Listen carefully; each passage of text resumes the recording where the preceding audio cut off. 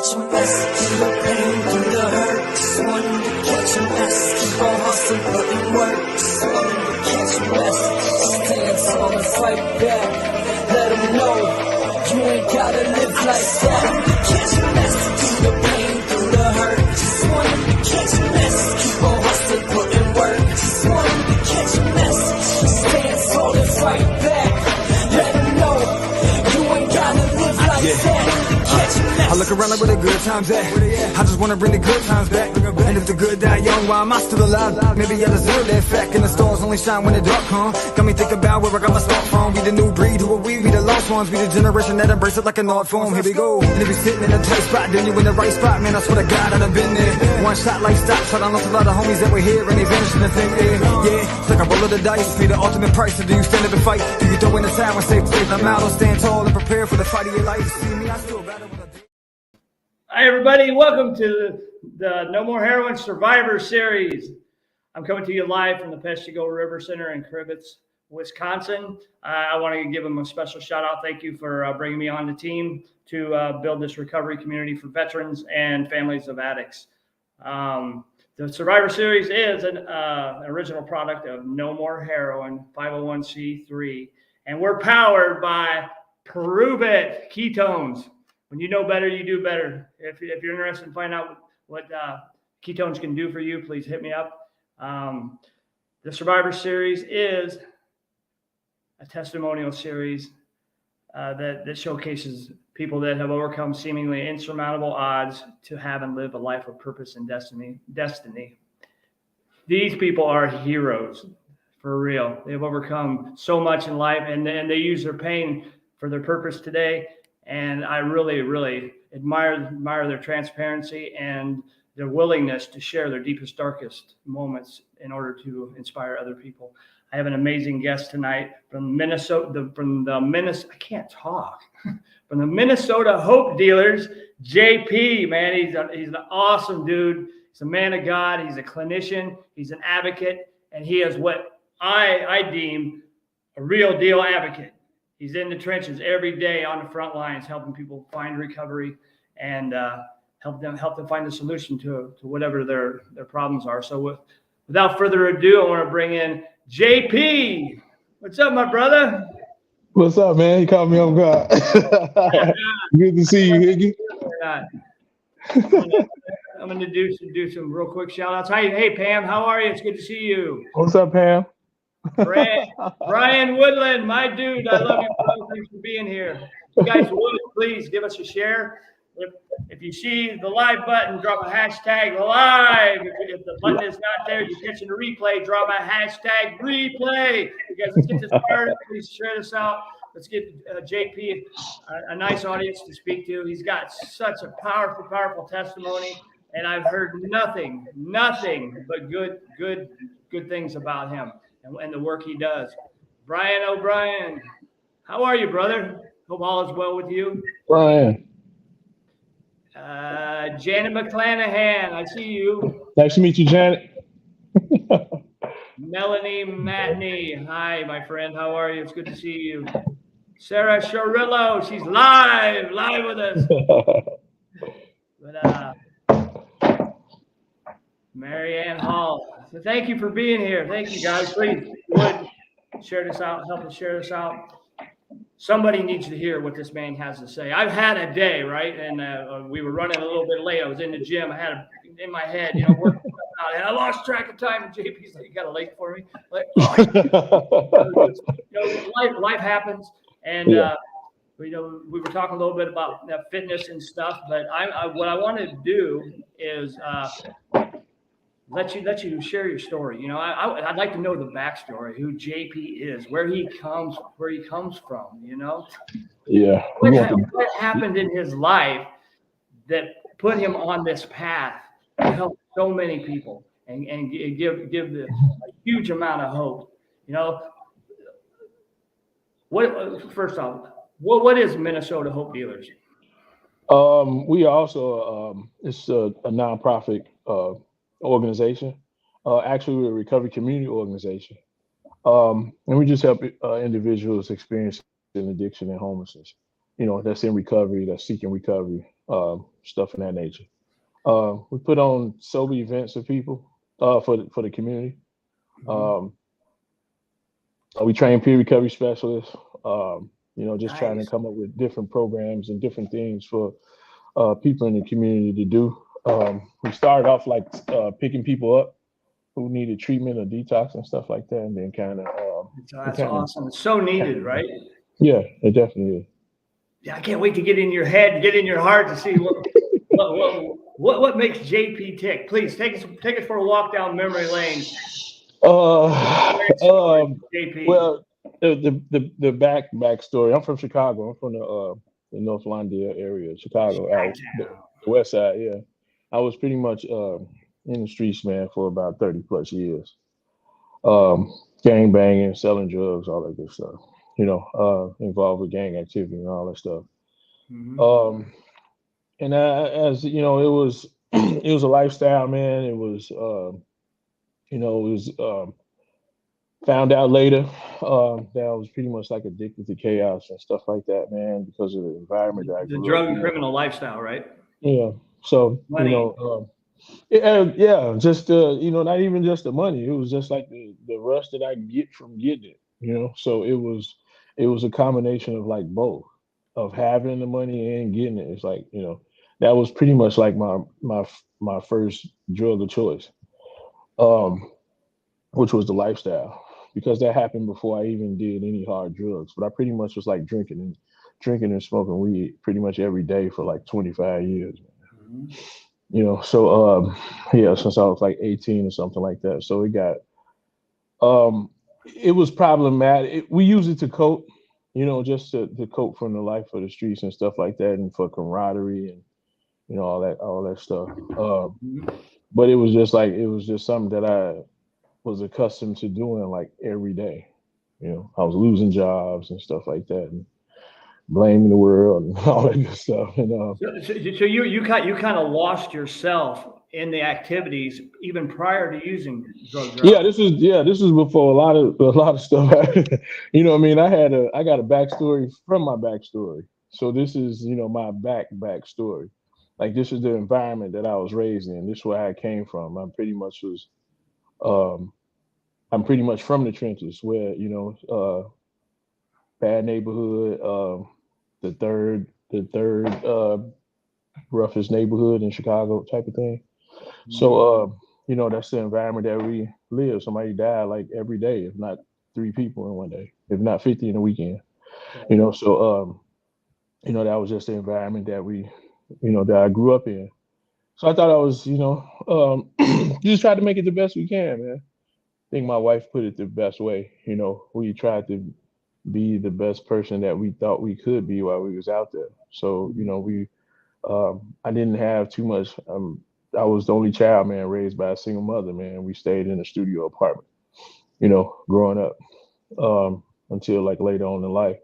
But that's like the environment that I live, and I was like craving that attention, that different type of stuff that I seen my peers have. They got brothers and sisters and different stuff. They stay out late, all that type of stuff. So I just I seeked it in the street. I seeked it from the street. So I hear a lot of stories of gang members. They come from a broken home and whatnot, and the gang becomes their family. I used to be core unit. Yeah, I used to be an athlete, man. They used to have after school programs and stuff that we used to go to, and we used to say smoking stinks, and we weren't gonna do no drugs, and about like 7 or 8 and stuff like that. Like, we wanted to play basketball. Like, we played basketball from sun up to sundown, and trying to stay away from that life. But as we got older, man, and we realized we was broke, you know what I'm saying? And these dudes on the street got a lot of money, and they at the basketball court while we there, and they're like, "Yeah, man, run to the store and grab me a, whatever, and something to drink, and they give you $100 bill." You know what I'm saying? Like, oh man, I got holes in my shoes, So it's just that, you know what I'm saying? It's just that was like the everyday life, and of course we was gonna be curious, man. You know what I'm saying? Like, hey, man, mom stopped giving us shoe money and all that type of stuff because time's hard, and Right. So you go and got your own, right? At a certain to a certain point, yeah.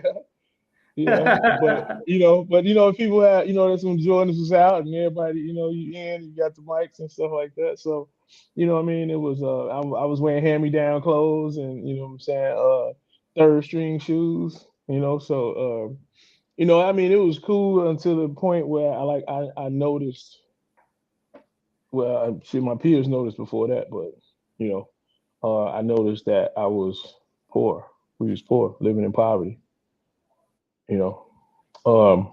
So it's just like, okay, mom don't want to do this, or mom can't not able to do that, or and I was like a key latch kid, so I like type at home by myself unless I was staying with my auntie and stuff like that. But Chicago isn't no so it's, joke. Chicago is a rough city on the inner city, right? oh yeah, yep, So you yeah, already fit the definition of a survivor, just having survived that environment. yeah. I was out in the street pretty much every day, man. So what I'm saying. It got to a point when I was out there, it was like we was out there every day. So, every day for like 20 some years, man. You know what I mean? I think I can count like once or twice or 3 or 4 times where I stayed in the house out of 20 years. You know what I'm Wow. saying? We was out there every day. There's been times, man, where I had to pray, man, before I leave the porch. It's a lot of people I know that died, man. You know what I'm saying? So For like sure. over 50 people that I know um, that got killed. And this is probably another 50 that just died from just like, other stuff, Yeah. So on top of like So ODing and all there's a that lot of different stuff. casualties in this war, isn't there? Yeah, it was a lot of casualties, man, and that's where the thought came from. There was a lot of people dying around me. It got to a point where I just had to stop going to funerals, man. You know what I'm saying? Because it was one almost twice a week. So Mhm. what I mean. I didn't want to. I don't know. But I just got tired of it, man. I was getting old. I'm starting to see stuff, and what I'm saying. I was built in the street. You know what I'm saying. I was like really out there. Mhm. Um, and when I started getting older, man, that's the stuff started happening. You know what I mean? I started noticing some stuff, man. And like, I always had dreams like in the back. I always had a little A little mustard seed, sliver a of hope, right? little You're sliver meant of for hope. more.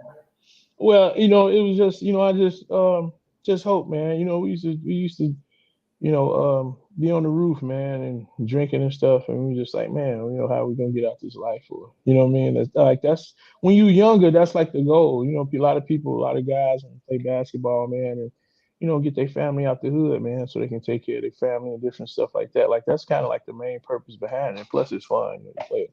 But like to make the NBA and get out the neighborhood because it was under the poverty level, so what I mean? And just like, we all had that glimmer of hope. But see, when you out in the street, man, the street of Chicago is like an entity, man. So it's like, it drags you in, it pulls you in. And what I mean, even if you got a job, you're doing good and stuff like that. I know good basketball players, man, who got drilled back in the streets, went to college and stuff, all different type of stuff and just came back. Not just basketball players, but just people in general. Right. Went out and did something with their life and just came back to the street like never left. You know what I'm saying? Like never, like you know.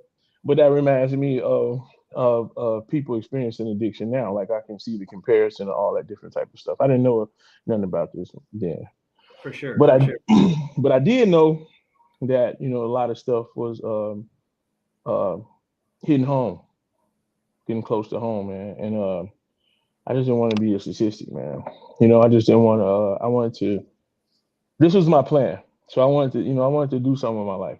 In Chicago, it's not a lot of opportunities, man, because in the city, there's not a lot of opportunities. Like I said, I used to go to after school program, but they closed because they didn't have no funding, and that's Mhm. what put us back on the street. That's what put us back in the face of hustlers and pimps and all that different type of stuff. In harm's way, basically. We was already in harm's way, man. When we walk out the door. So what I mean. That way we was, we knew that way already. But it's just like a place for kids to go, and place for kids to go to, after school programs to learn some stuff to, just be out the street type of thing. Um, so this closed when I was like 10, man. So you know what I mean. So you just imagine, like, as I got older, I tried to do things, man, play sports and stuff like that, and it's just all my homies was hustlers, man. So that's what I became. So did you accrue a criminal record? Have you been locked up and whatnot? Yeah, I've been to prison 3 times. I've been to Um, prison as well. yeah, in 3 different states. You're busy. You was a busy guy. I was in prison. Skills are transferable. Um, Right, right, right. so So a do lot you, of do you people. know Michael Bryant? Michael Bryant. Michael Bryant says, "God bless you, brother. You've come a long way. You inspire me to be and do more with my life, and you are living proof of what God can do. Love you." Oh, Mike. Yeah, what's up, Mike? That's my brother, man. From brother in Christ, man. Mike. Good to Right see you, on. Mike. It's nice to Yeah, meet you, that's Mike. Thanks for that comment. nice. Good to see you, Mike. Good to see everybody too, man. Out here. And shout out to my wife. I love you. Got to shoot my wife out. She told Mrs. me. She P. told Mrs. P. I like that. I like that. But yeah, man. And it was, and it's funny that, and I bring that up because it was, it wasn't just, it was a lifestyle, everything involved. It was, even though we wasn't doing per se hard drugs, ecstasy came in down the line a little bit, like in my early 20s or something like that. But we was just drinking and smoking. I probably was drinking like 17. I dibbled with it at 16, like heavy drinking like 18, something like that, and just, you know, I Did you graduated high, huh? go ahead? I was going to ask if you had any other substances that you struggled with. At that point, I'm getting there. I'm getting there. Because I was, I consider myself a dealer, so I didn't dabble in per se hard drugs. You know what I'm saying? Because I like sold them, so it wasn't like that wasn't my thing at that point in time. Hmm. Uh, because that was like where we grew up and like what we was taught type of stuff. You know what I'm saying? Like you don't get high off your own supply type of thing. Yeah. But or use the stuff. You know what I'm saying? And plus not only that, I seen what it was doing to people. Hmm. I seen, over the years because I was doing it for a long time at one spot for a long time, man. We had uh, place of business, um, and I seen what it You was were an doing to people, entrepreneur. pretty much. Um, but it was, but like this is my history. This is where I came from. Um, I learned a lot from like pimps and hustlers and different people out there. Uh, and when I found out a lot of it was the wrong way, but I still learned, a lot of Mhm. survival stuff, skills from them. Mhm.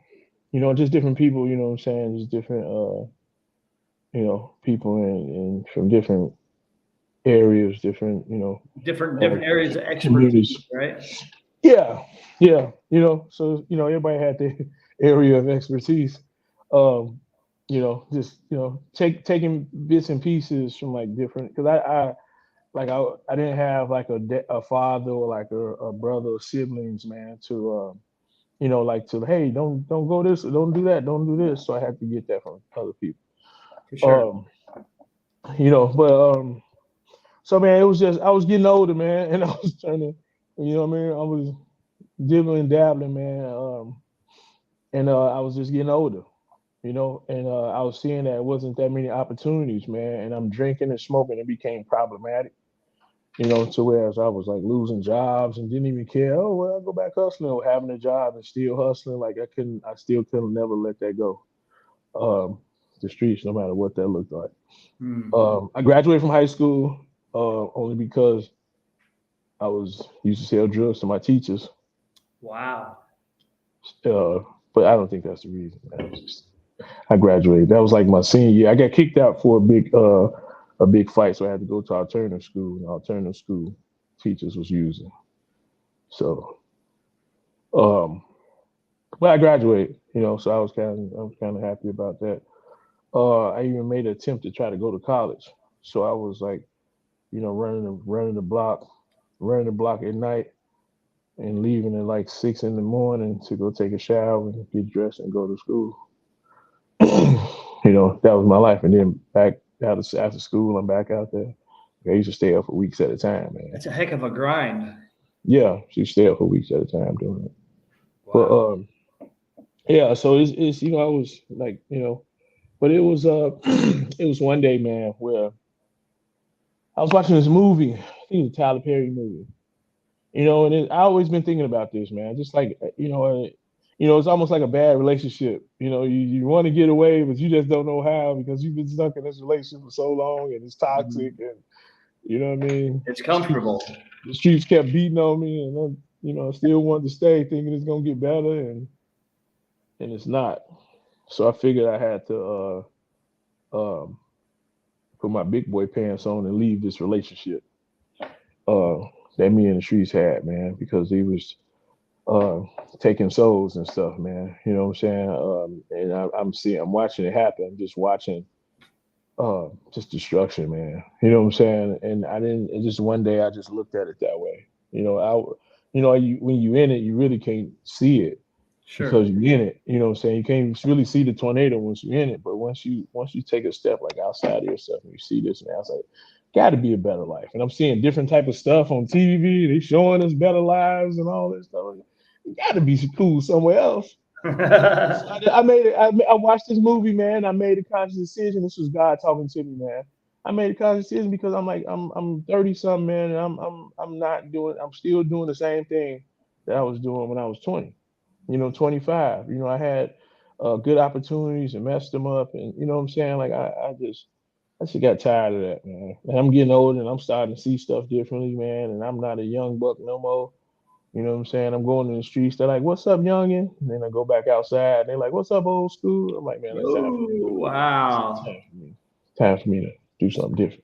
So So what happened that made you change the course of your life? I watched that Tyler Perry movie, man. I forgot the name of it, man. And I was watching the movie. Never even really sat at home watching a movie unless I was with somebody else. But you know what I'm saying? I watched the movie, man, and it touched my heart, man. It was God talking to me, man.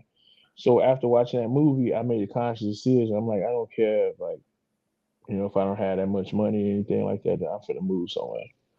So I was contemplating which one it is, man, until it got to the point where I was doing this, man. It's just like, boop. The so I picked. What's up, Ricky? I put it. I went to Minnesota, man.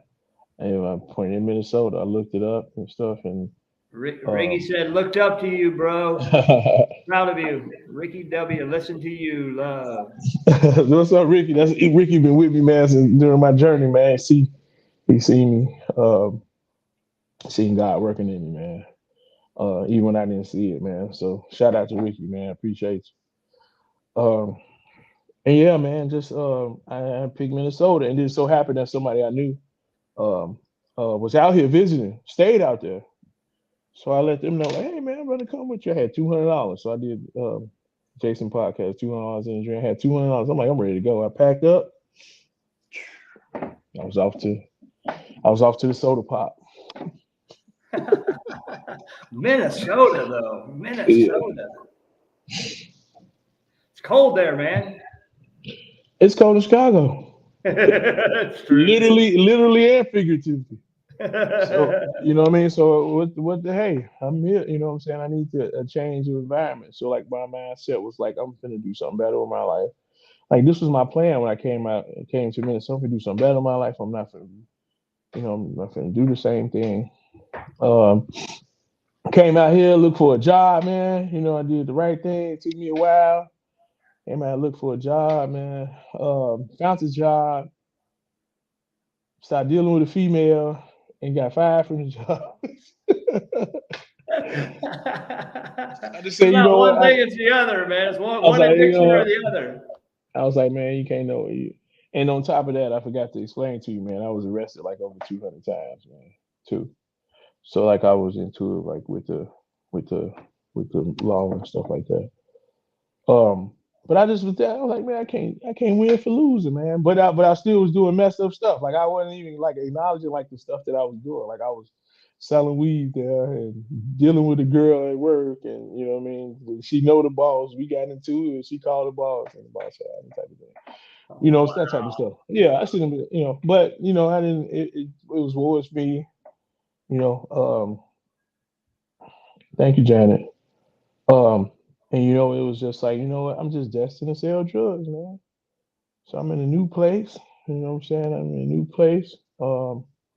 Let's open up shop. You know, I was myself away as I'm doing this. My self esteem was being chipped away while I was in Chicago already. You know, I just didn't notice it because of uh what I was doing out there, like the reputation type of thing. But you know, out in Minnesota, man, it was just you know, it was different. When you come from one place and something happened, and you go to another place, like that was hard on me, man. I didn't know I had mental issues until I got to Minnesota. You know what I'm saying? A little I healthier wasn't. environment to compare yourself to. Yeah, I wasn't aware of like how mentally like um what's the word I'm looking for? How uh I wouldn't say traumatized, but I how was you going know to what I say mean? PTSD Yeah, is probably a yeah. very real thing for You know, you. it's just yeah, I had mental stuff going on. You know, like I didn't understand this at first. You know, I just thought it was always something wrong with me. You know, what I'm saying? I'm going to jail, getting locked up, something wrong with me, man.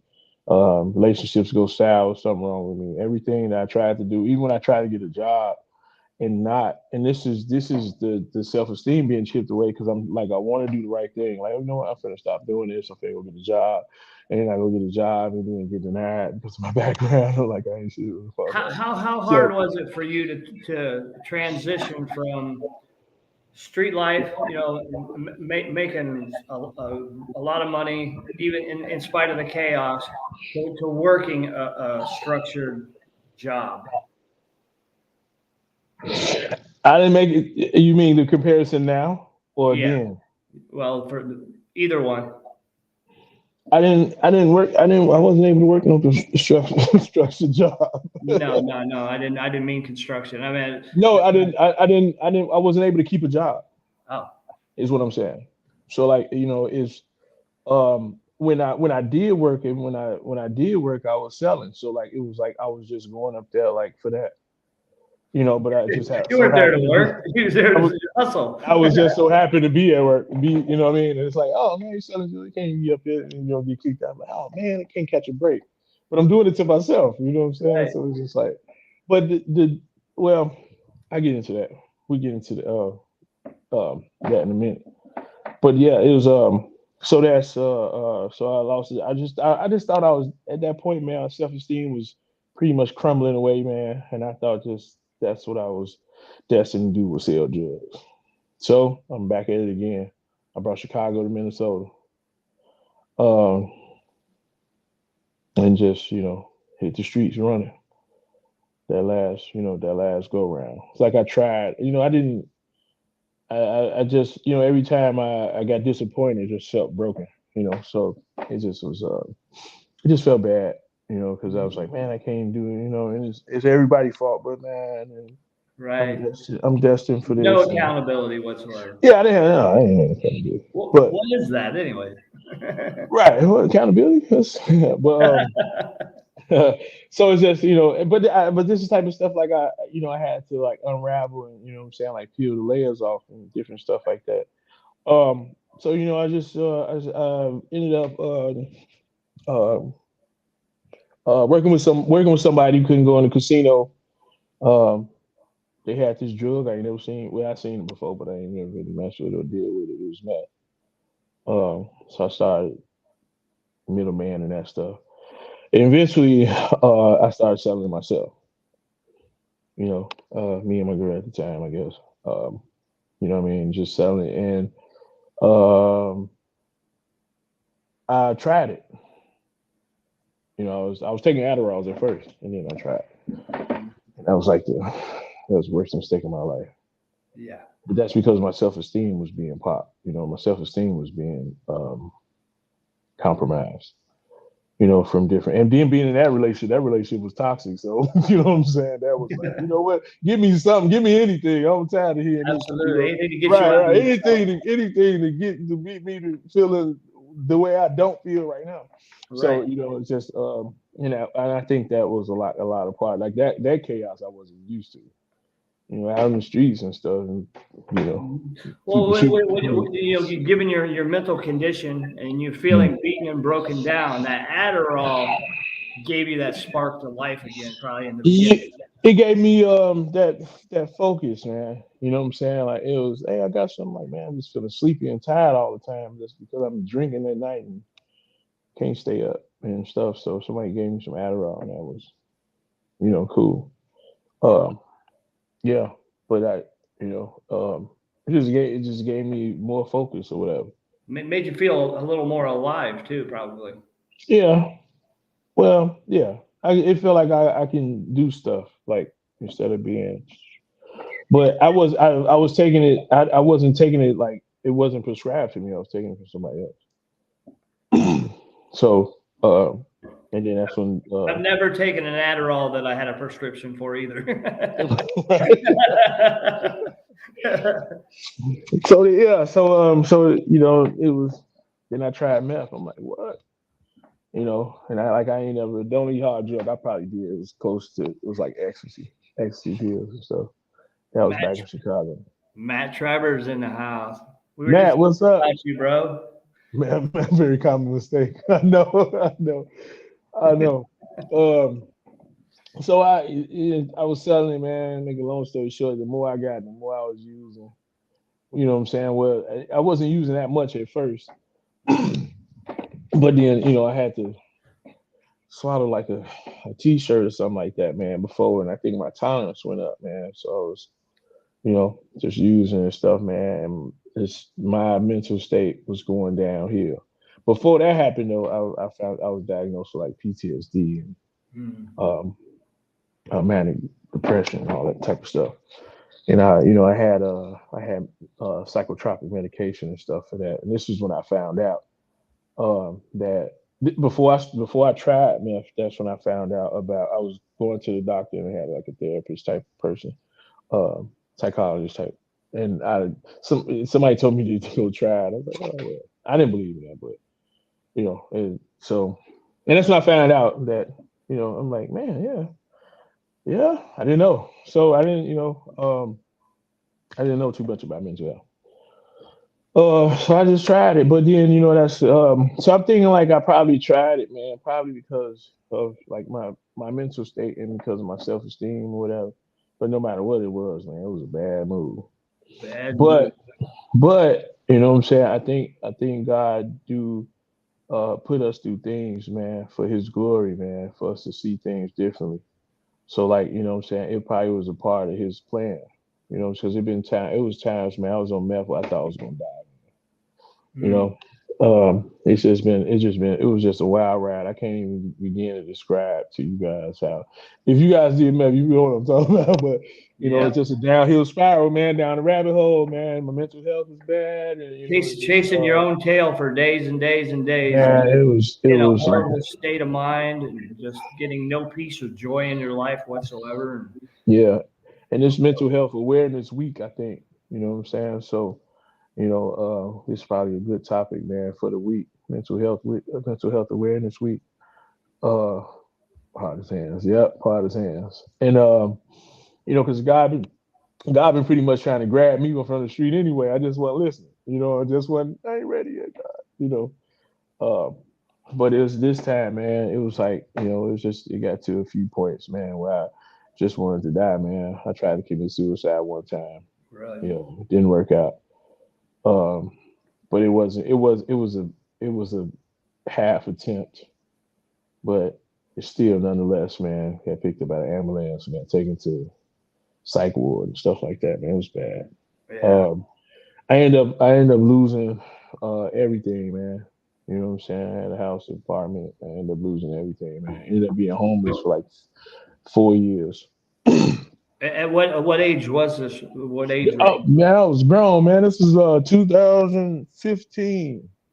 This was 2014, 2015, man. I probably was homeless until 2000. I was homeless until 2018. So I was homeless from like 2015, 16, 17, 18 for like 4 years.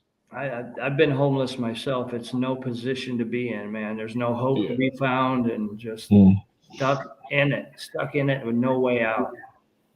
And Or so it seems. yeah, man. I was down lower than I ever been in my life. I've been in bad positions in Chicago, but you know what I'm saying.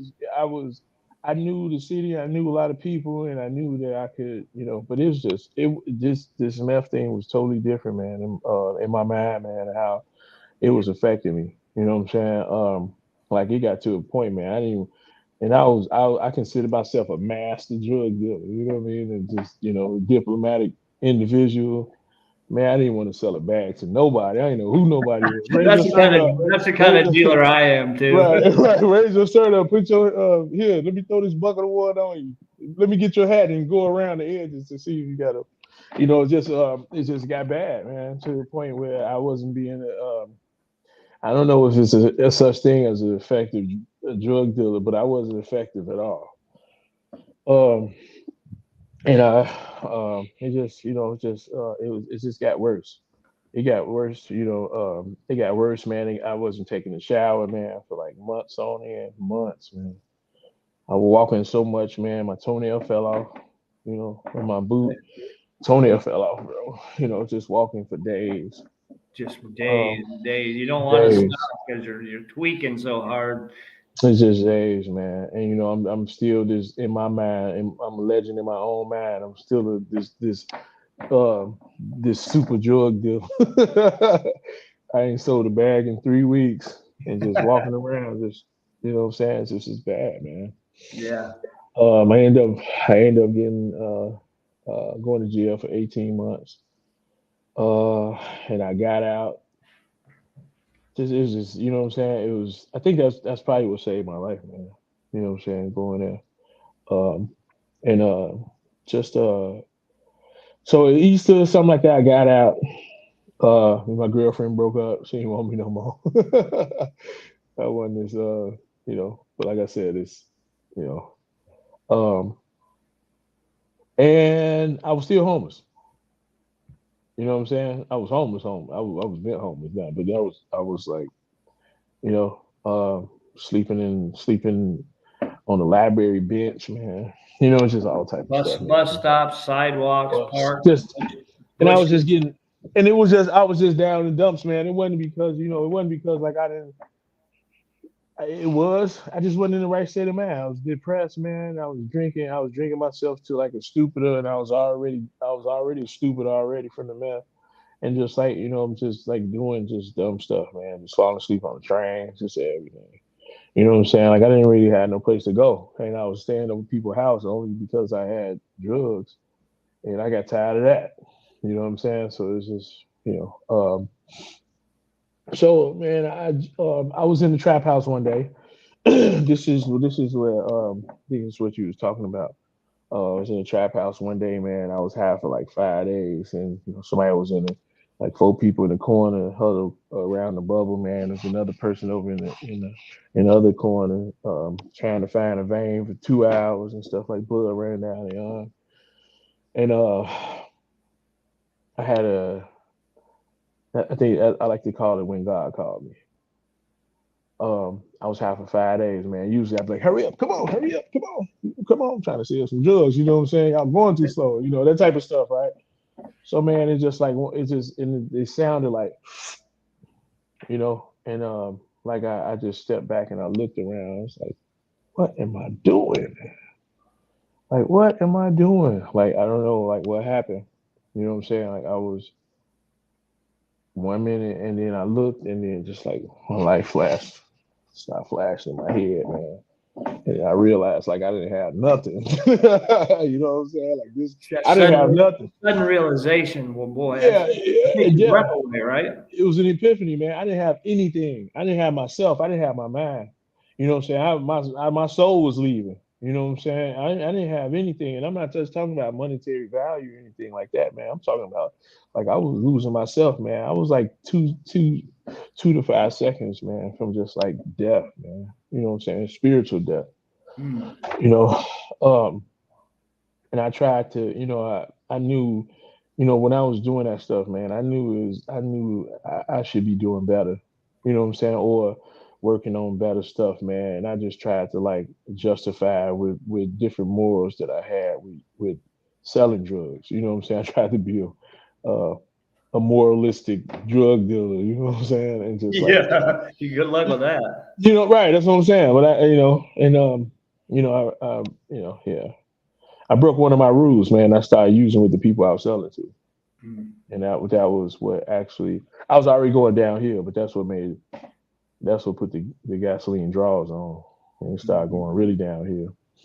Um, yeah, so I had that moment of clarity, man, and I realized that this is not what I wanted to do in my life. This is not what I came out here for. Like God hooks me on my shoulder, pulled my coattail, like, hey, man, remember what you said when you came out here the first time? That's what you're supposed Mhm. to be doing. So I'm like 5 years in, man. And I'm like, you know what? Forget this. This is not like, and I listen to God, man. For one of the first times in my life, like I seen I seen what he's trying to show me. Have You you know. always believed in Have you always believed in God? Oh yeah, man. I used to get made to go to church. That's why I didn't really go.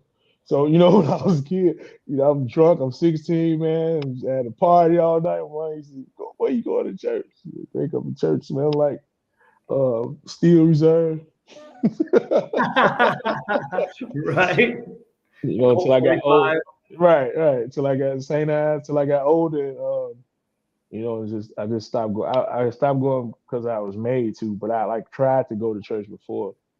Um, but it just, what I'm saying, it didn't match up with the lifestyle that I was doing, like living. But I always believe in God. You know what I'm saying? I always believe, like I said, I used to, go off the porch, man, and pray, like, hey, please help me make it back to my family. You know what I'm saying? It's rough out here. And I think about it now. I'm like, man, it was messed up. You got to pray before you leave the porch. I mean, you know what I'm saying? Like, I didn't, I wouldn't. I prayed a lot, but like that was one of my main prayers, man. You know, Let me get to home safe. let me get home safe and go out here in this crazy and God and protect me. And He protected me. And that was God working right there. Some we don't even realize, man. That if people is down around us, man, and we still here. You Hmm. know, With all the craziness that you've experienced, can you look back and see moments when God showed up and you didn't realize it at that time? yeah. We used this game room we used to go to.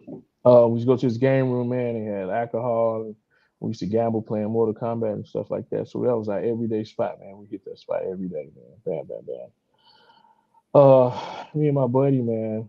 Uh, we used to go up there every day. It was like, yeah, come play Mortal Kombat, come gamble. And there's just one day where we just decided, hey, let's watch the 9 o'clock news.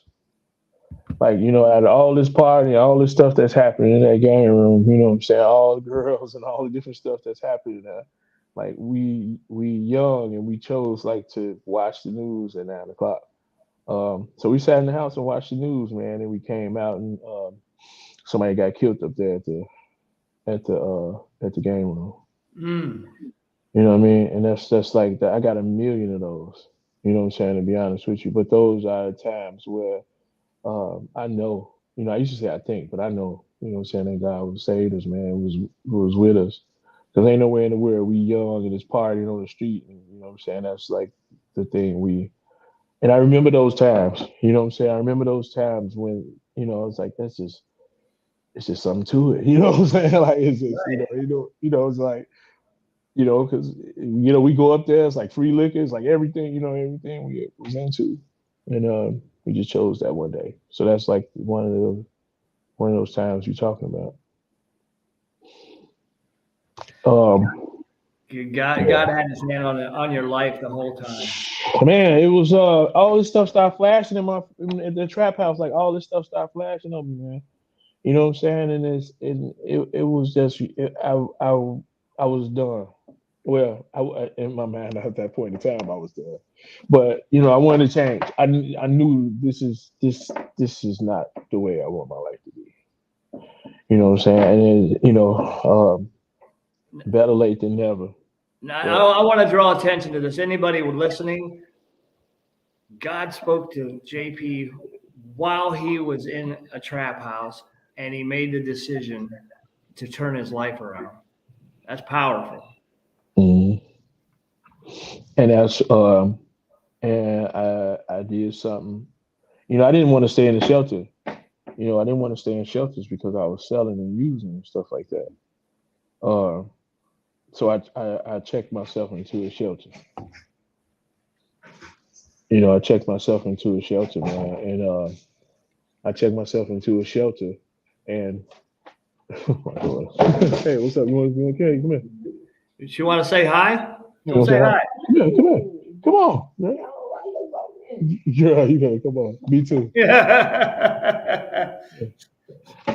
we have a special guest. It's my daughter's design. Hi. She's a working girl now. Good job. Good job. Um. So yeah. Is So there anything better than that? huh? Is there anything better than that? You have your daughter in your life and family, and she's doing well for herself. There's nothing better than the love of a child and It's how they look at you and can depend on you now. What they see, they can trust. it's I had it.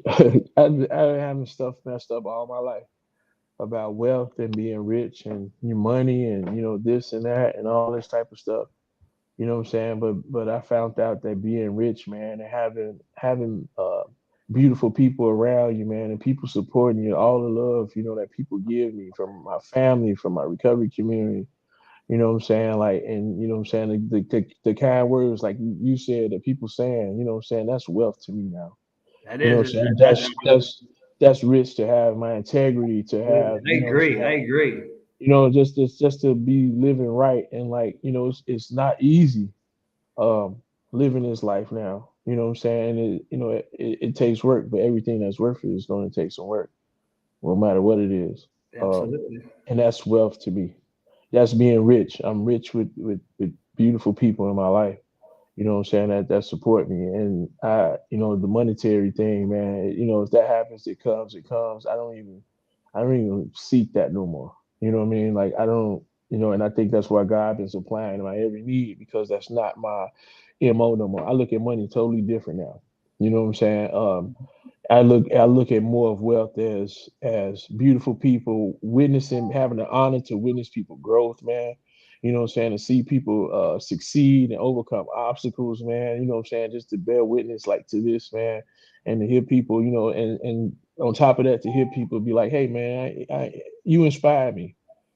That's being rich to me. You know what I'm saying? That's like to see people grow, and you know what I'm saying, me having me somebody watching me because I did the same thing with other people. You know what I'm saying? I watched other people. I learned how to live. I learned how to love by watching other people, man, who genuinely love.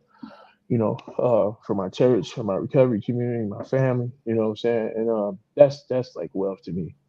You know. Absolutely. And you did it the right way. You looked to mentors and people that were doing or living the life that they wanted to live. And it's the same with when you were in the drug criminal lifestyle. You look Mhm. for role models there too. That's how we learn. That's what I was. Yeah, that's what I'm saying. I wanted to talk to you about. You said how did I get like past that money thing? Um, so when I checked myself into the shelter, right? I checked myself into the shelter. God told me to tell on myself, man, to my probation officer that I was using. Knowing I'm not finna do this. You know what I'm saying? I'm not, not willingly, but it's something I had to do. And this where I learned that where accountability had came in because I didn't have no accountability, and I think this was God's way of like forcing that on me. Because my probation, I was like, "Hey, I'm gonna take you back to jail, man. You falling asleep at my desk?" I'm like, "No, no, I just woke up. I just worked overtime. That's all. I've been there for 2 weeks. I worked overtime. That's all. That's okay. All right. You fall asleep at my desk again. And I went and told him, man. And I went and told him, and like that's the first time like I ever did anything like that, man. I was like, hey, man, you know what? I got a problem, man, and I'm using it, and I need some help, you know. And I was like, I was ready for the consequences. He's gonna take me to jail. I was ready to go to jail. I was gonna stop him, you know what I'm saying? I was gonna stop him no matter what. I just, you know, it's just I didn't know what I was doing. I didn't know where I was going. God was hollering at me, man, in my ear, man, whispering in my ear. I just was tired, man, and I finally gave God a chance. Yeah. Do You you? know, and I did have like I was like, I really don't want to tell myself, I really don't Right. want to go back to We, jail. You're we, right, we want that peace in our life, but we don't know how to get it. And right, we don't even know really what it looks like because we lived in turmoil for so long. right. But you got to that point where you just had enough. You know, This no was matter yeah, what the this consequences, I'm going to stop doing what I'm doing. and this was God's way of doing it. Hey, okay, if you're gonna do this, you're gonna have to do this.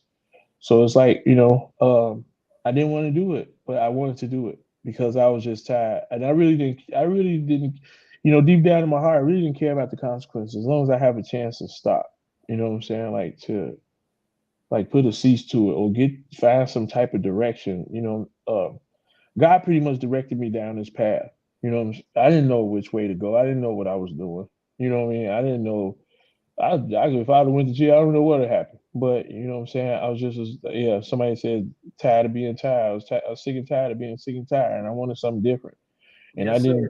I didn't care what it took for me to do something different. I was kind of like determined, and God had my back on that.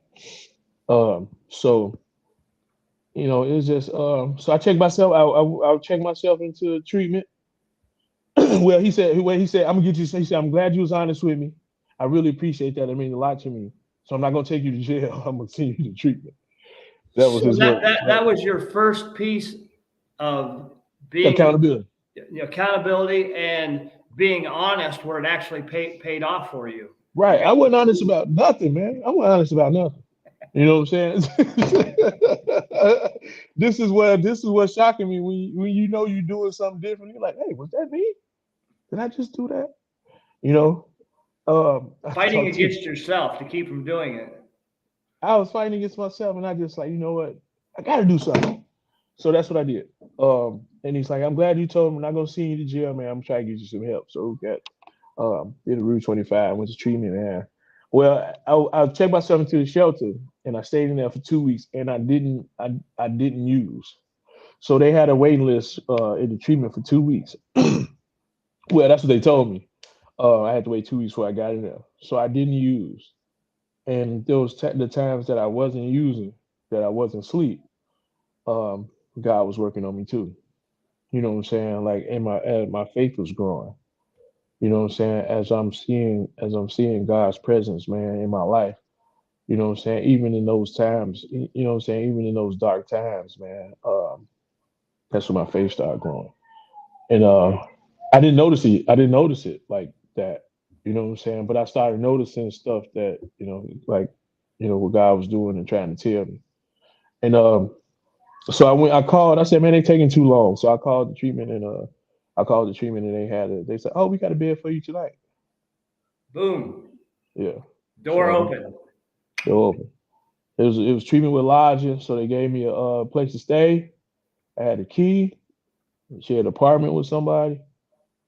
That was my stepping stone, man. Went to treatment every day, worked on it, went to meetings, you know what I'm saying? It was hard for me, it was hard for me to keep 6 months clean because I was a hustler. You know what I'm saying? I was like, oh man, I'm sober, I can sell all the drugs and get all the money. You know what I'm saying? Like I couldn't let the streets go. I couldn't let the hustling go. That was my DOC, man. I could stop using, but I couldn't stop hustling. But it was like a revolving circle because every time I hustled, then I grab a girl and then we use it, and you know what I'm saying? And that was one of my addictions too. You know, women. It's that false sense of power, right? I don't, you know what I'm saying? Influence, Yeah. power. You know what? If you're doing it for so long, you know what I'm saying? You're doing stuff like that for so long. It's just I just, you know what I'm saying? Life was a party.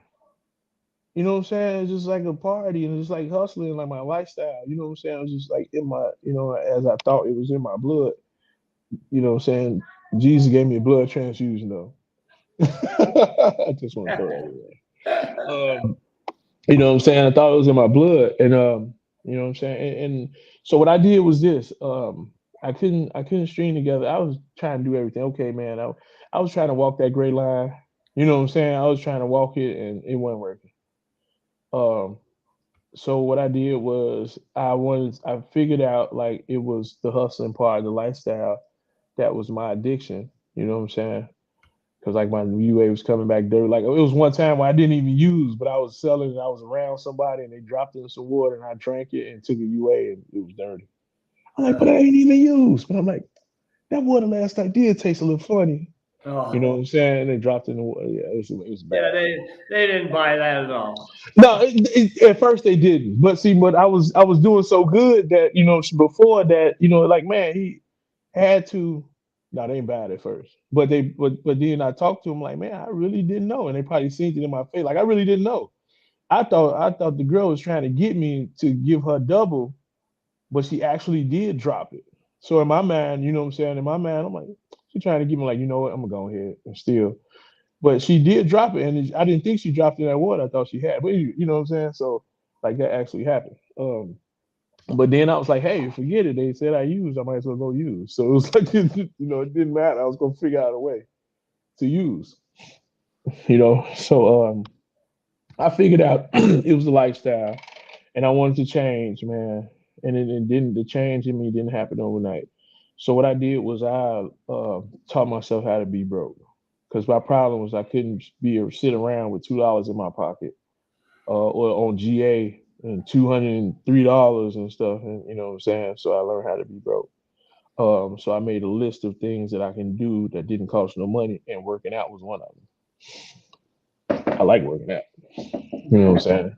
So I went to the community center and started going to the gym every day. You know what I'm saying. Started going to the gym every day, taking walks or running. I started volunteering. I started doing service work. Beautiful. Um, you know what I'm saying? I started volunteering. This is where it got weird at right here, man.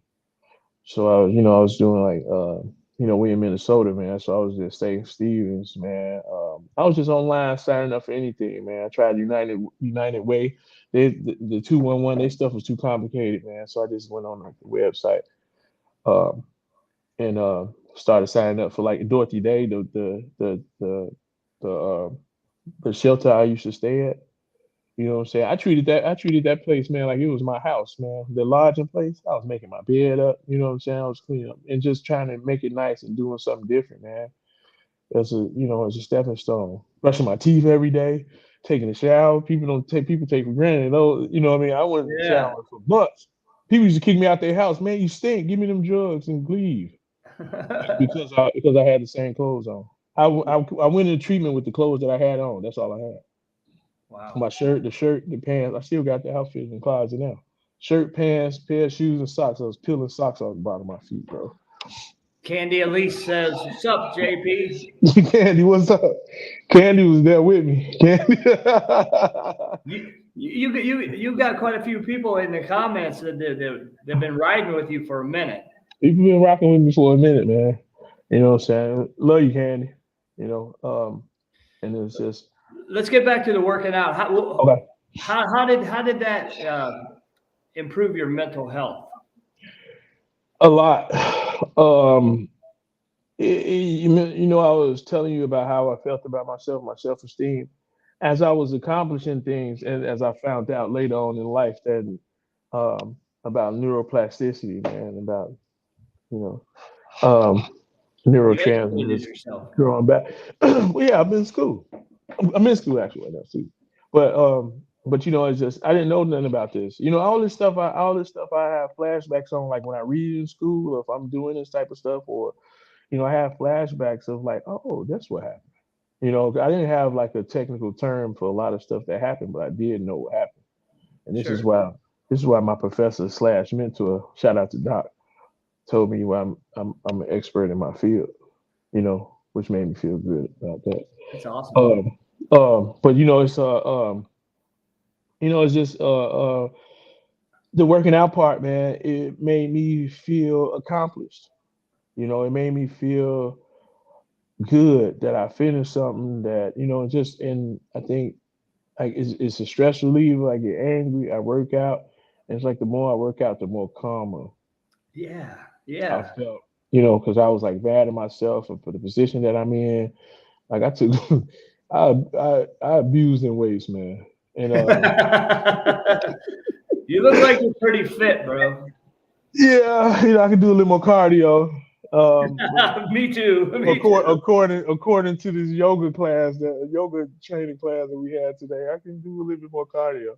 But yeah, I love working out. I used to love working out back in high school, playing football and basketball and stuff. And you know, sometimes when we in our madness, man, we forget like the things that we actually had like, and that was one of them. So I had to think back, like, you know, sometimes we had to think back and like, what was we doing when we was happy, when we wasn't using, you know? So playing basketball, you know, that type of stuff, man. You know, running, working What's up, out. Ryan? What's up, Brian? And yeah, so yeah, I did that. The volunteer work. I worked at the food shelf. This is where it got weird at, right? So I was working in the soup kitchen line doing the volunteer work. It got weird twice actually.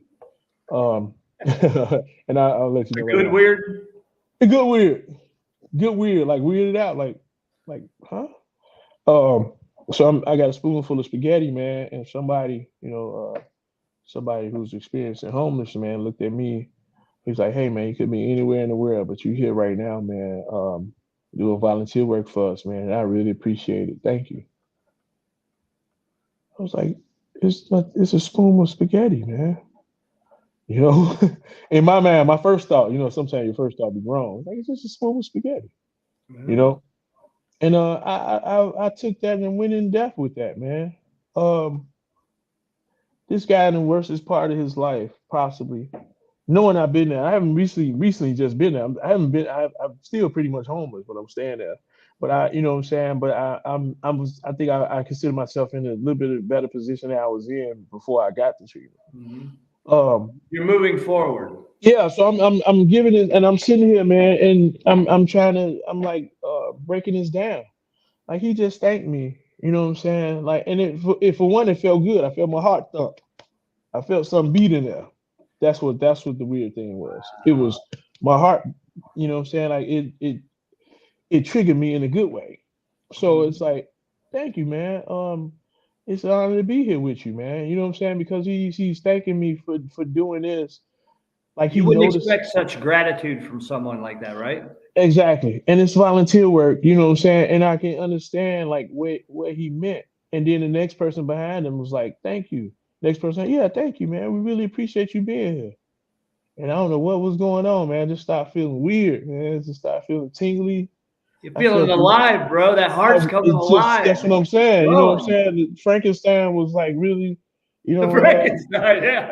and like this void in my, you know what I'm saying? Like it started to, I don't know, man. You know what I'm That, saying? I really can't that explain. God-sized hole is getting smaller and smaller. And then I just after that I just signed up for like every volunteer spot that they had, like for every week. I was doing Let's Kick Hunger at the Mall of America, man, WCCO radio station. I'm taking donations. That I'm sounds like I'm the beginnings of a new, better addiction for you. I'm Tom Cruise I'm Tom Cruise with a spaghetti spoon. Hey, what's up behind the back? You know what I mean? With some spaghetti. How you doing? Good to see you, man. Like I came to life. You know what I'm saying? I came to life off that. And like, you know what I'm saying? My whole perspective in life was changing.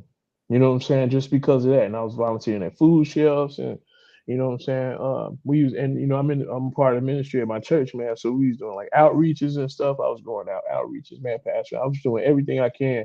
And this none of this costed money. And all my needs was met. You know what I'm saying? Because the food that was left over, I could take some home. You know what I'm saying? All my basic Uh-huh. needs was The pretty fringe much it. benefits.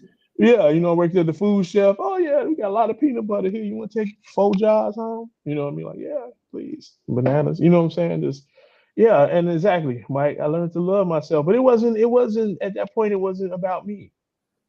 I was learning to love humanity again. You know what I'm saying? And that's why I looked at it. I learned to love people because I lost my faith in people.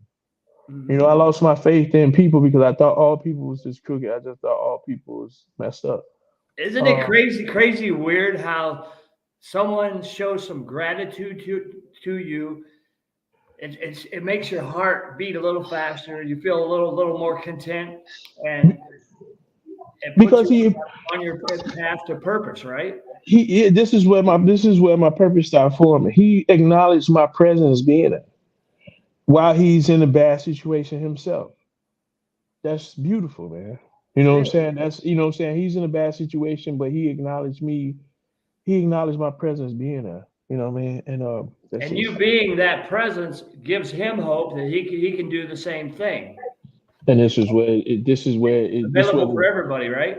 yeah this is where it's so simple where it gets complex at. You know what I'm But saying? we Because make it's it complex. but no, you know what I'm saying. But I'm talking about as far as like the whole perception of it. You know what I'm saying? It's simple. I'm simply thinking about it. Hey man, it's just a spoonful of spaghetti. But in his mind, you know what I'm saying, you being there for him during his darkest time, and we're not even looking at it like that. You know Right. what I'm saying? Hey man, thank you, man, because it's good to see somebody like you here doing volunteer work for free to look out for us, for being here for to support.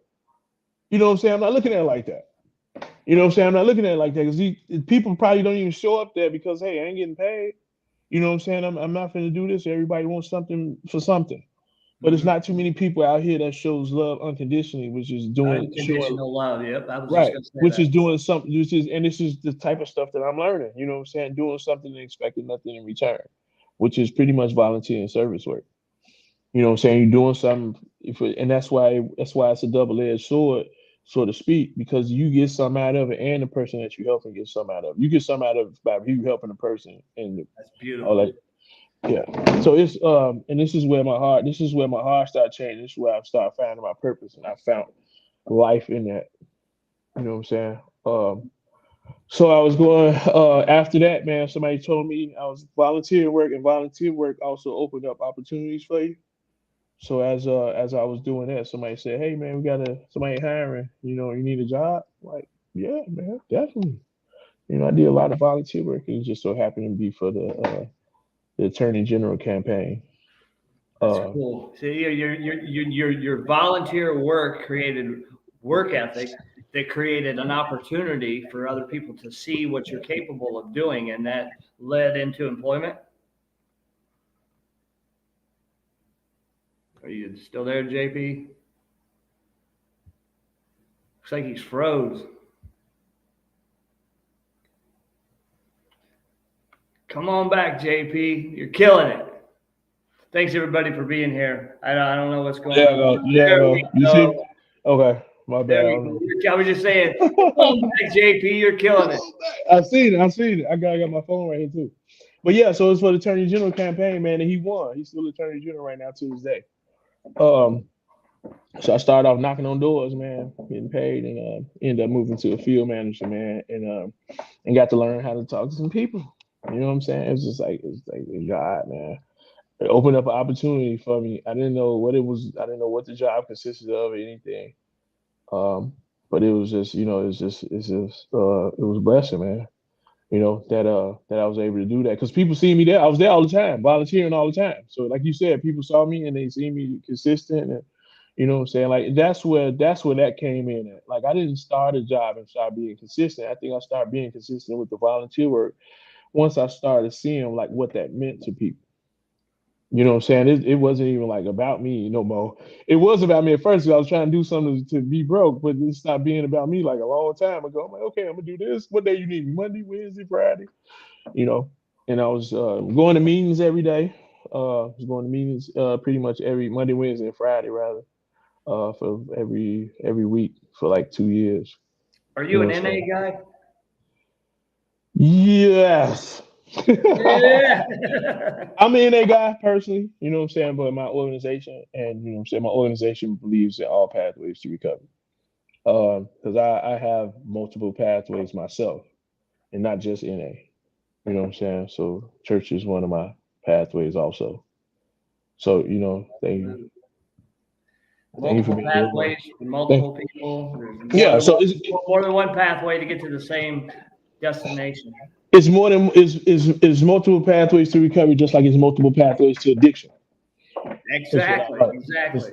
That's what I learned. So it's just I just learned that, and we just can't. Everybody's not it's not a cookie cutter society, so everybody's different. Everybody had their own way, and own path, of what their recovery looks like to them. You know, um, so yeah, man, I did that. I did that. I went to a spiritual retreat. Met some people, man. They told me about it, being a recovery coach and stuff like that. People start seeing something in me. They start telling me, "Hey, I see something in you."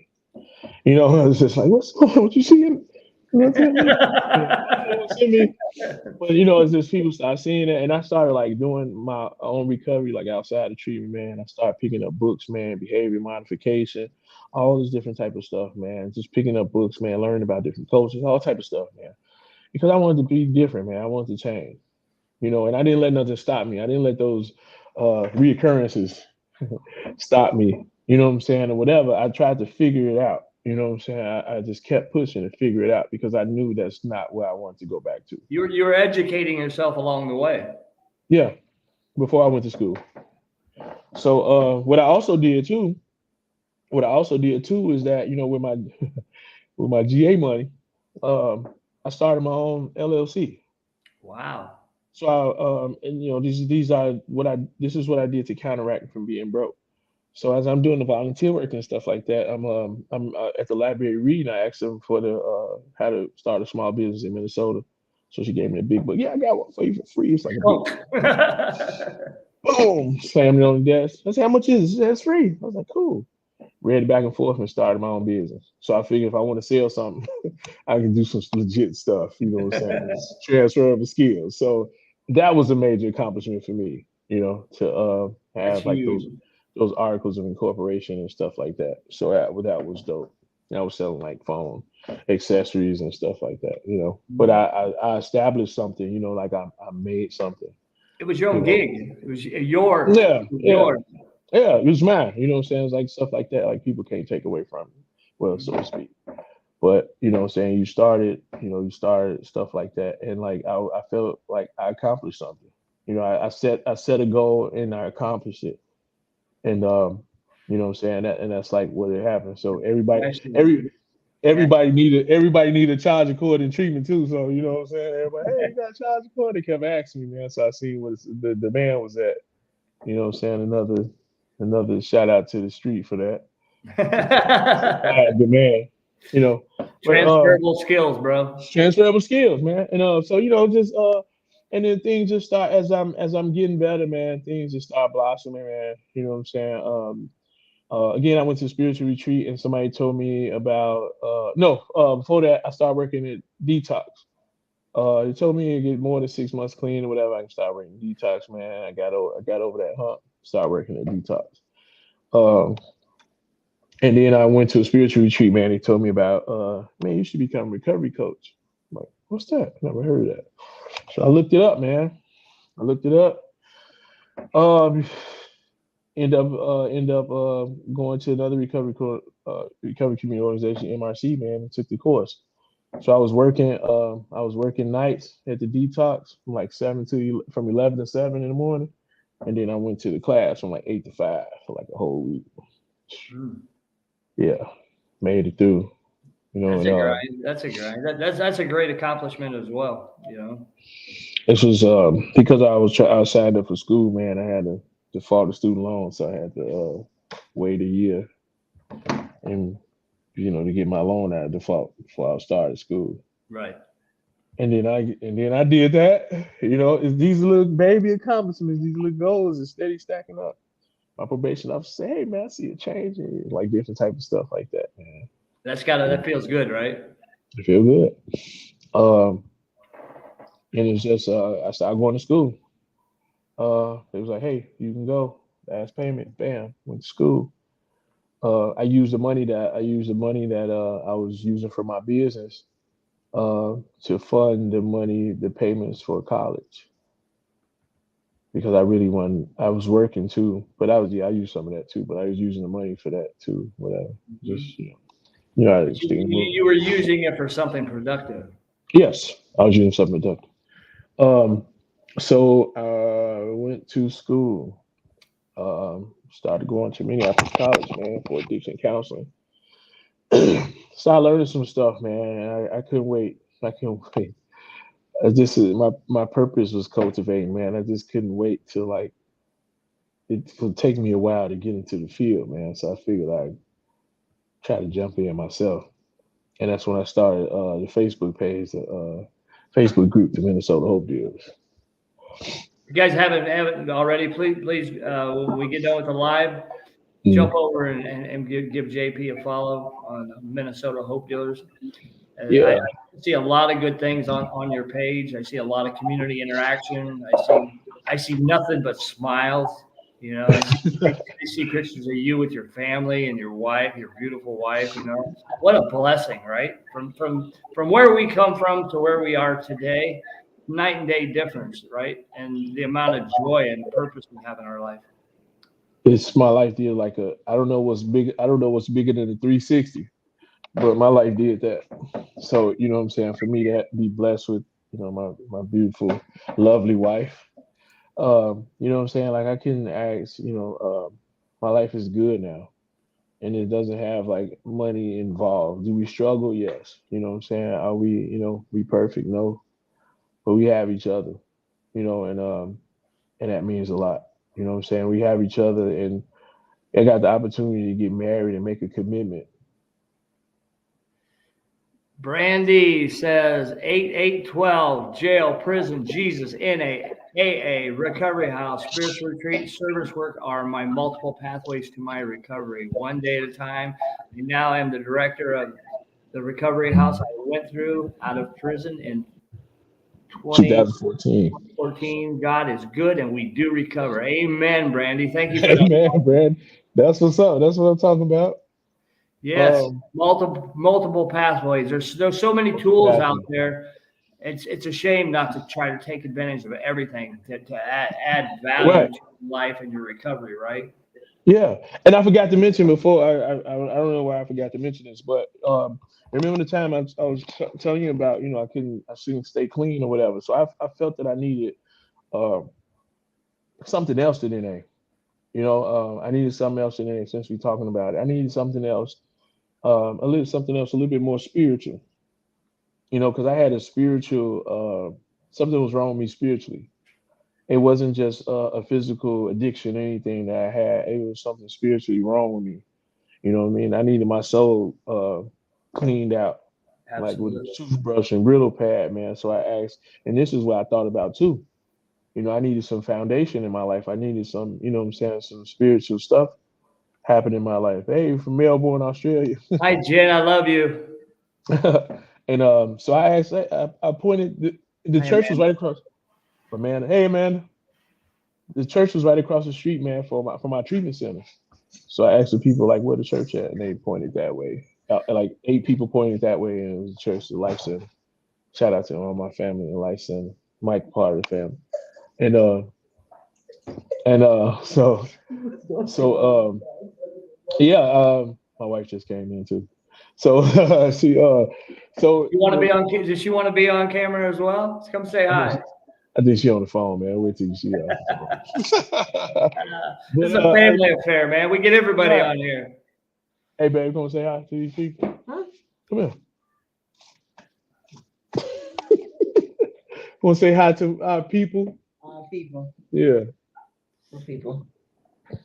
Hi, how are you? Hello. Hi. How's everybody doing? You're really beautiful. She said you're really beautiful. So I said, thank She said you. thank you. I got these headphones on. I'm not sure they You're a can lucky man, bro. Lucky hear. man. Watch out, Higgy.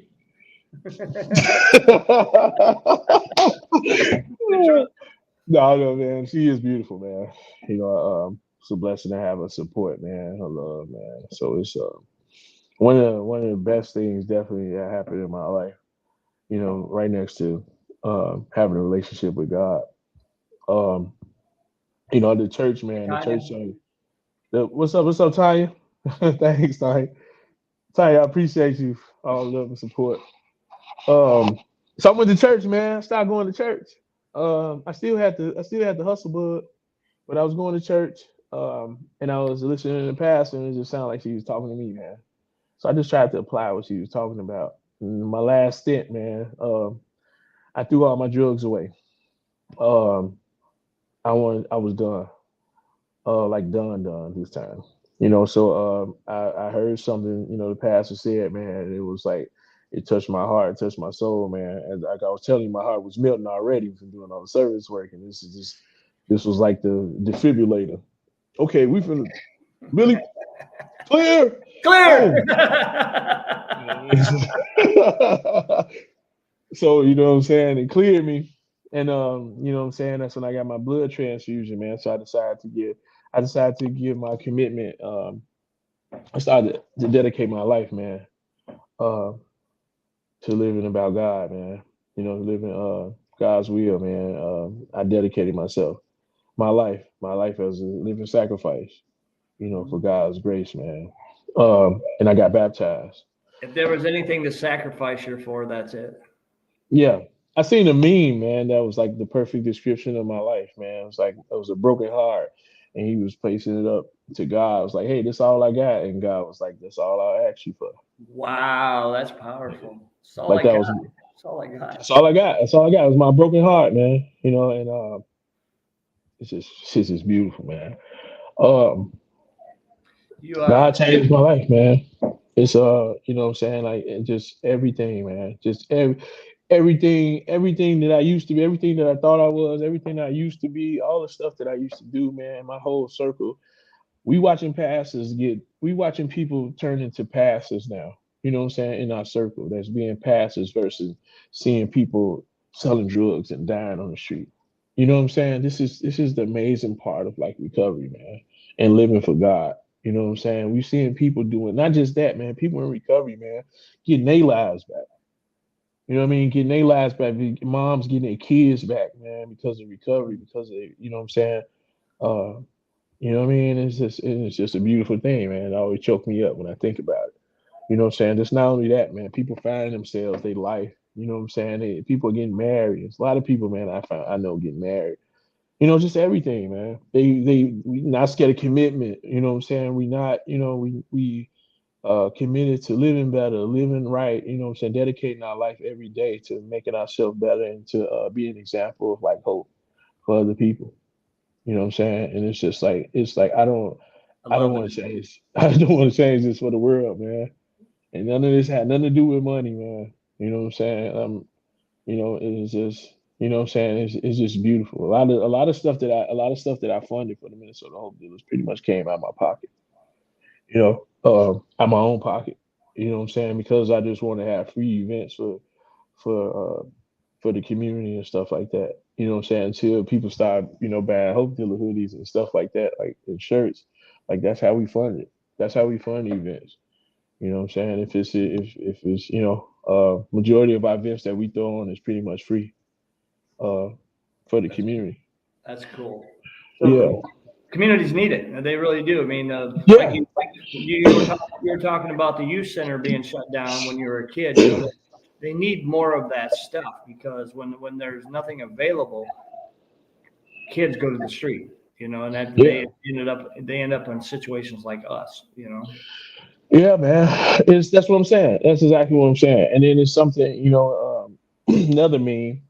I think it was Frederick Douglass, man, that said it's easier to fix broken. It's easier to build strong children than it is to fix broken men. Exactly. Yeah. And did somehow in my journey I became uh counselor. So I did a lot of stuff, man, when I was going to school. And I was working with the youth and in like juvenile facilities and stuff like that. They in a group home in foster care.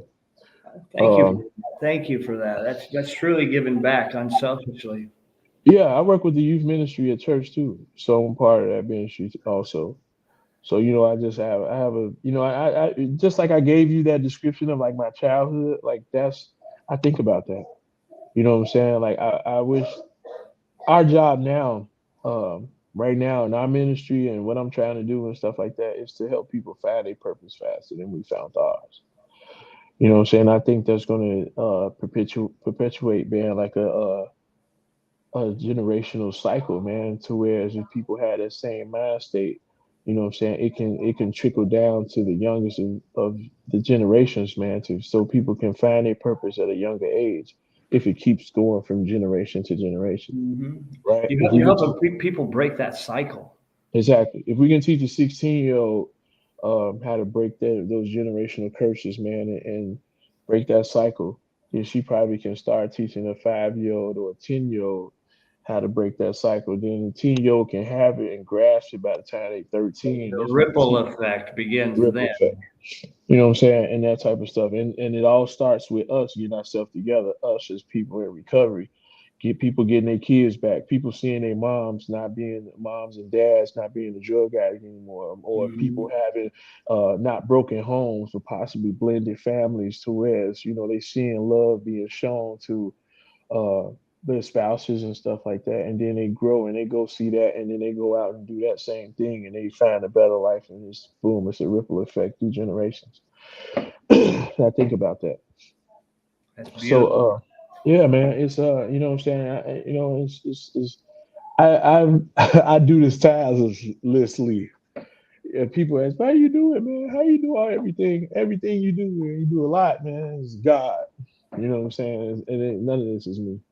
I've been, you know what I'm saying, I've been doing my own thing for too long, man. It's time for me to be a workhorse for God. Right. Talk about this to my wife all the time, man. We pretty much servants. We servants. You know what I'm saying? And whatever God asks me to do, I'm gonna do it. You know, if you want me to be better, I'm gonna do it. If you want me to do this, I'm gonna do it. If you want me to do this, and that, and then one day I'm gonna do it. People be seeing me like, how do you be in 8 places at one time? It's like, but it's I don't look at it as work. I look at Mhm. it as a blessing and being grateful to have a relationship with God, man. For Him to fill that void that I always was looking for to be filled, that I was looking for in the wrong place. Your You know. vocation is love. Oh, what'd you say? Your vocation is all about love. Yes. You know what I'm saying? Love doing things without expecting nothing in return. That's something that I'm working on. You know what I'm saying? I'm not perfect with that, but you know what I'm Absolutely. saying? That's You something. want to talk about your position and you want to give your center a shout out? Um, yeah. You talking about from my work? Yeah. I work for Twin Cities Wellness Center and Recovery Gym. Shout out to Crystal and the team. You know what I'm saying? I'm a clinician there. Um, I graduated from school in May. Um, Congratulations. thank you, thank you. Um, and I graduated as with honors, My man. My man. and as the honor society, not just with honors, but as the honor society president. So yeah, Nice. not bad from the street side. Not No, bad I'm for a saying kid from Chi-town not from the not streets. bad from the not bad from the kid from the trenches, huh? But you know what I'm saying? It's it's just God, man. He had a plan for me.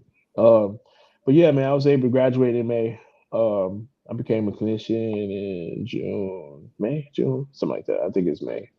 I became a clinician actually before I graduated, I think. So that was a blessing too. So I finished my work beforehand. Uh, Thank you, Jennifer. I appreciate that. I worked on being authentic versus being perfect. There I you found that go. out and Yeah. being a genuine person. Like I can't never be perfect, but I always try to be a perfectionist. But I come to terms with that. Mhm. Um, but yeah, shout out to Twin Cities Wellness Center and Recovery Gym. Um, Crystal is the CEO. Crystal Hill Hoover is the CEO. Um, It's a physical fitness program. How cool is that? yeah, it incorporates gym. Maybe I send her a link, man, and have her on the show for you. Absolutely. It incorporates fitness into the curriculum of treatment. So, you know what I'm saying, which is pretty much right up my alley since I need to lose a few pounds, man. And yeah, it incorporates fitness as to do a diagnostic facility also. That's So they beautiful. work with co-occurring disorders and all that type of stuff, and also including physical fitness. We have a dietitian, man, and nutritionist and stuff there too. So they finna open up the class where uh, people are gonna learn how to cook healthy food also, and learn calorie intakes and all that different type of Living stuff. skills. Living. Yes. Yes. Healthy So living skills. I need to talk to you more about these ketones, bro. I know. I see y'all, man. I see you and who is that, man? Dave Wheeler loves David, yeah, Dave Wheeler, yeah, he Dave Wheeler. loves you. He just loves you, man. Shout out to the Chicago Hope Dealers. You know what I'm saying? Much love to y'all. But yeah, man, it's I'm gonna holler at you about that. But yeah, I definitely interested in that, man. I seen it work for a lot of people, man. So It's yeah, I definitely. pretty good. I'm It saying really is. you Nothing else looking will good. work for me. You But looking good I don't want around to get here. sidetracked with that. Well, I but just I really find there's a benefit in physical fitness.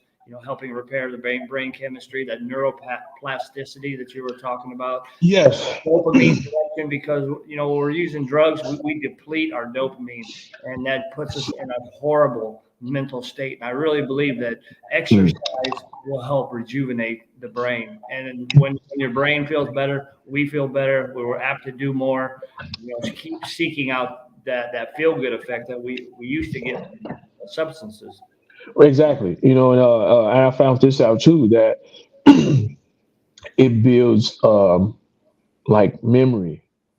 You know what I'm saying? Like I didn't. Let me just start by saying this. I don't take any type of. I haven't taken any type of like psychotropic medication, man, for like years. Um, you know what I'm saying? Like I don't need it now. God is my peace, man. You know what I'm saying? I'm like, God give me a peace. You know what I'm saying? And the Because work you do creates that sense of, that good feeling yeah, within, that I content, don't, that I peace, don't, I don't serenity. have to. Yeah, you know what I'm saying? It's just like it's I'm doing something for good now. I'm doing something. You know what I'm saying? That fulfills me. That not only just fulfills me, but fulfills my purpose. You know what I'm saying? In life. And even before this, I stopped using. You know what I'm saying? But now it's just like that's what fuels it. Yeah. But I stopped using them like when I was in school. But I guess I still was doing. I wasn't. Everything I was doing was based around this anyway. So you know what I'm saying? It's just I stopped smoking cigarettes. I was a lifetime smoker. I stopped smoking. The Uh, Newports are hard to give up, though, aren't they? Man, it's hard to give up them Cadillacs, man. Yeah, it's hard to give up. Let me get a short, man. It's hard to give up them Cadillacs, but you know what I'm saying? I got to taste that in my mouth. And like all this stuff, I'm saying to say this, man, like all this stuff, man, it's not me.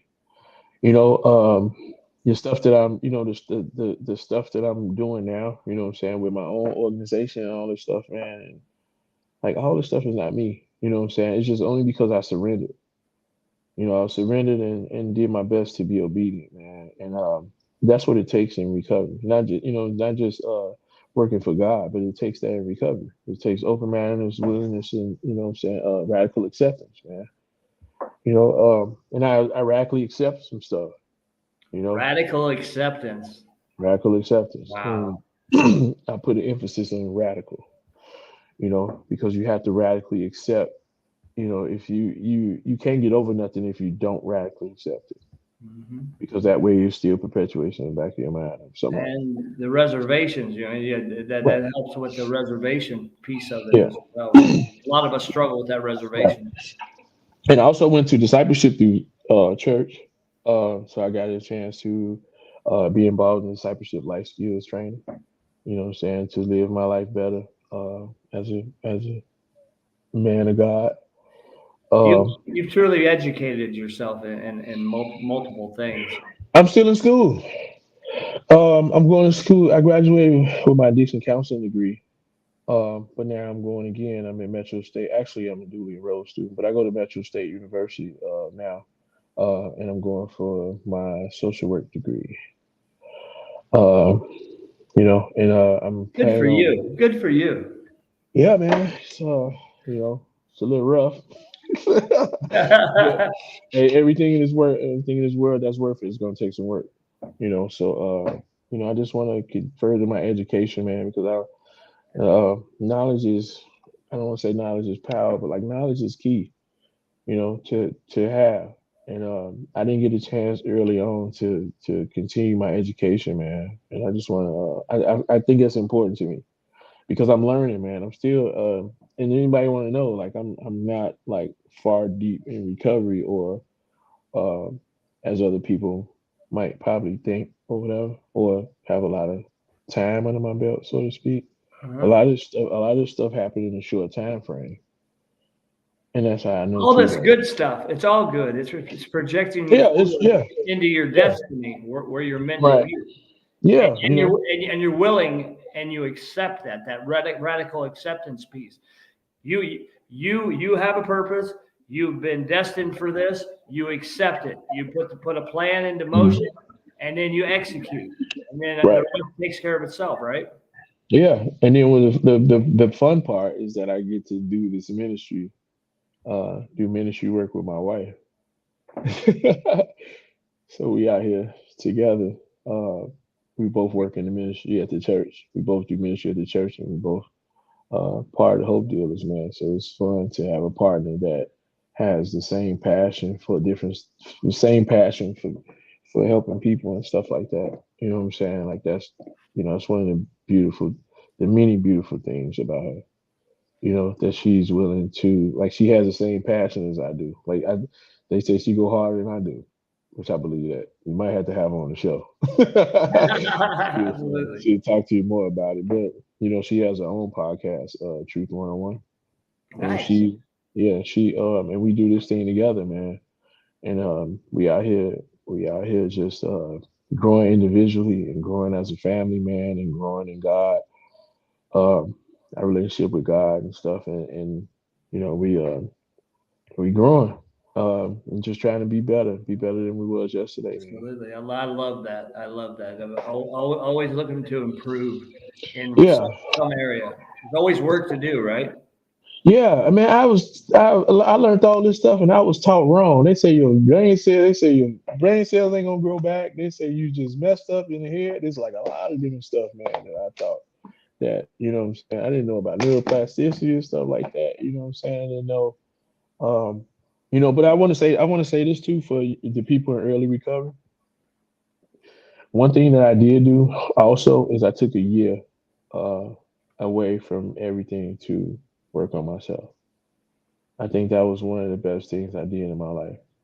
I think I was able to have the opportunity and the blessing to be married to my wife, because I didn't involve myself in a relationship or anything like that, and I just took that 1 year to work on myself. Like I stepped out of my own way and worked on myself. You gave yourself permission to take that time, and that's huge. Hmm. And that's important, especially if you never knew yourself and you all you knew was drugs and chaos, and you never took the time. I think we owe that to ourselves. I think we owe that to ourselves. A lot of us been people pleasing. A lot of us been living for other people in bad relationships and relationships we don't actually want to be in, and we just doing stuff to please everybody. But we never took the time out to do anything for the betterment of ourselves. Um, and that's what I encourage young people in early recovery to do. Take the It might, time, invest in yourself because you can afford it. yeah, and just invest in yourself. Go out to eat by yourself. So go to the show. I was going to the show watching Spider Man by myself. At the $4 show. I was broke, so Right? Right? I was on the bus for a long time. You know what I'm saying? I got to know myself, man. Got to know my goals, or what I like, man, what I don't like. I started to love myself again.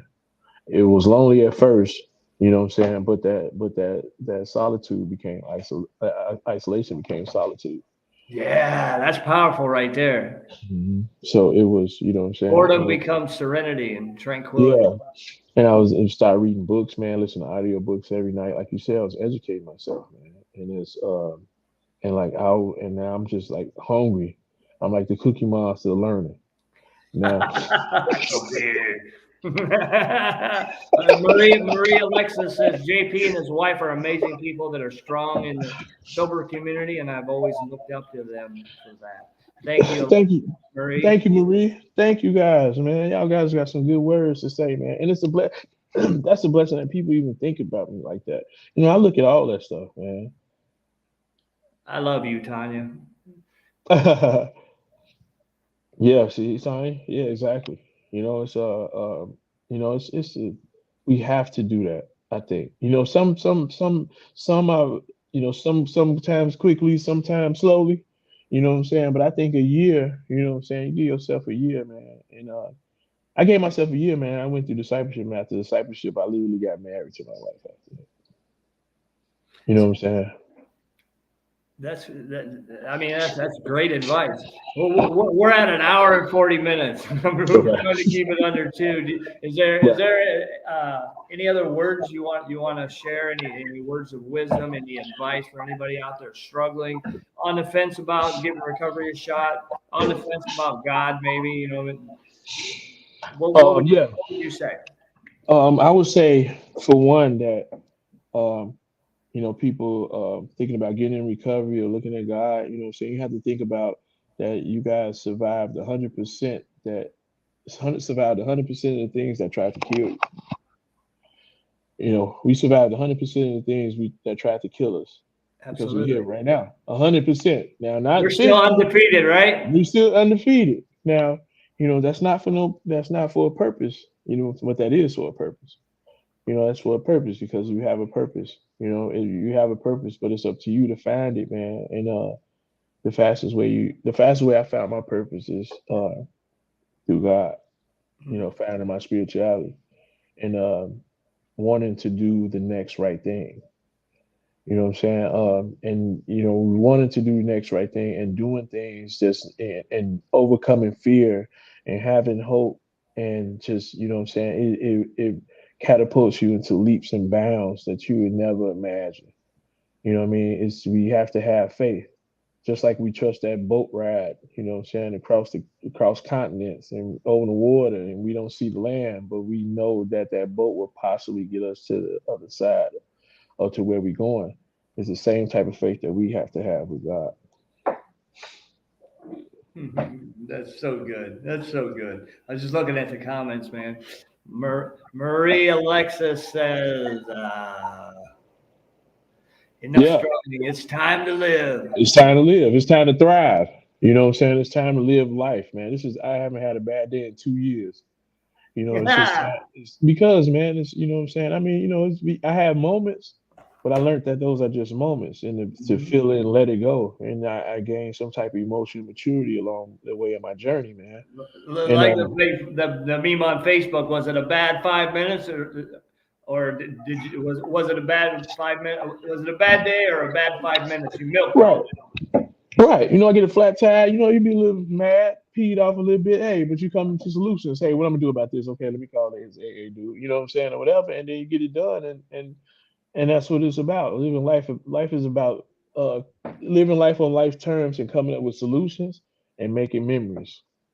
You know what I'm saying? And making memories in life. And I think that's huge. You know what I mean? Life is about living more about that. But you know what I'm saying? Just those two things in itself. You know, making memories, man, making a life. We've been in survival mode. All people live I live in survival mode all my life. You know, and survival mode is just supposed to be an instinct, not a way of life. You know what I'm saying? And I live in survival mode. And once I figured that out and, you know, started living for God, man. And, you know, and I started to live. I think just like Maria Alexis said, I started to live. When I slapped that spaghetti in that spoon in that dude's plate and he told me that and my heart thumped, that's when I started to live, man. You know, and money, you know what I'm saying? Money, I don't look at it the same anymore. Because I used to live for it now. Now I live for that me throwing that spaghetti on somebody's plate. Now that's what I live for. You know, just you know, so it's crazy. Thank you for that comment, Tanya. To begin to think with purpose is to enter the ranks of those strong ones who only recognize failure as one of the pathways to attainment. James, Exactly. I like that. Yeah, I like that too. I like And that. they told me a lot of people, successful people, and I look at success differently too. Uh, that a lot of successful people failed, but you know what I'm saying, that's how they got successful because they failed and they tried. They say success is found when you can go from failure to failure without losing enthusiasm. Right. And that's me. I'm a good, I'm gonna get through. You know what I'm saying? I'm finna do something. You know what I'm saying? And that's because I'm like fired up, man. I got my fire back. You know, I got a new fire. I don't think I ever had no fire. But you know what I'm saying? Not like this. You know what I'm saying? That fire is my purpose, man. And my past is what fuels me. That's You know what I'm beautiful. saying? The people that the OD and stuff that I knew, man, you know what I'm saying, that was out there, and that stuff fuels me. It fuels my fire. You know what I'm saying? And God my furnace, man. You know what I'm saying? And it's just like I'm still going hard, man. You know, I probably slowed down a little bit. I'm getting a little older, but only for like a few seconds. But I have to learn how to do the clinician thing and stuff like that. But I'm still out here, man, and you know, You got stuff to do. You still have stuff to do. oh yeah, I still got a lot of stuff to do. We got an event coming up on October 30th too. So I don't think I sent you that flyer, but Send me the flyer. I'll promote it for you. okay. It's the event that we got. I'm gonna need a shirt too, so send me that link. I bet. I'm the link. I'm the link for the shirt. You're the link. I'm the link. You're You know the what I hook. did? You're You know the what I did? you're the plug. You're the shirt plug. Right. You know what I did though with the hoodie thing? A lot of people don't know. So I'm giving up a little secret right here. Is that when I started selling hoodies, man, I use that for an excuse to go visit everybody. So I used to hand deliver hoodies, and I hand delivered probably like 150 hoodies. Like, and went and drove out there just to show them thanks for supporting, you know what I'm saying, the Hope Dealers and stuff. So a lot of people can attest to me like driving out all the way to Moore, man, and just, you know what I'm saying, just shaking their hand, taking a picture with them, and, you know what I'm saying, and meeting them in person and talking to them, especially during around like COVID time. You know what I'm saying? I think we needed more of that around that time. Uh, So and, so I'm driving up to Minnesota next weekend. I'm going to be going right through Minneapolis. Is it possible that I could stop by and catch up real quick? yes. What you got going on? Next week, when? We got to talk about that. Probably be on Friday. We'll be driving through. Yes, definitely. You can come and check. You can come and check the gym out. I give That'd you a be tour. great. Yeah, I give you a tour Yeah, later, Chris. yeah, I'd love that. But I'm going to go ahead and wrap this up. Thank you, brother. That was Okay. really good. Thank you. Thank you, man, for having me. It's an honor. It's an honor and a pleasure, man, to uh, to be on your show, man. I watch you a lot. You know what I'm saying? I try to keep an eye on everybody. There's a lot of people I got to keep up Oh, with. thank you for that. Thank I do you. my best, and I love what you guys are doing, man.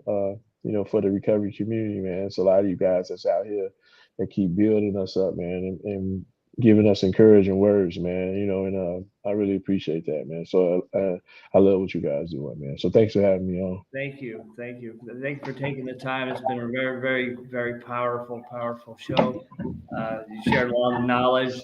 Shared a lot of the pain from your past and how to convert that pain into purpose and how you went about it, man. You did it very, very well, very eloquently. But I would like to meet you in person and shake your hand and give you a hug and see what you have going on in Yeah, Minneapolis. definitely, definitely, man. I can show you around the town, man. And give you a tour around, and yeah, that'd be dope, man. All you do Okay. is let me know what time, and I give you my location, man. We can meet up. So that'd definitely be dope, man.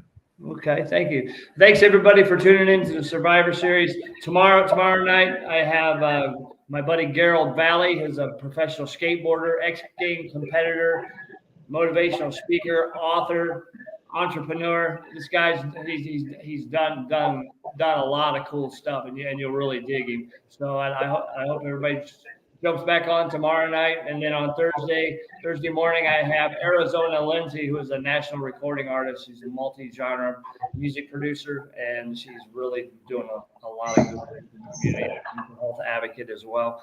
But thank you guys for tuning into the Survivor Series, sharing this, chiming in the comments, man. It's been great. Thank you guys.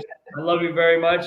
I will see you tomorrow night. Thank you again, JP from Minnesota Hope Dealers. You guys go check out Minnesota Hope Dealers and give them a follow, all right? Peace, you guys. Love you. Peace.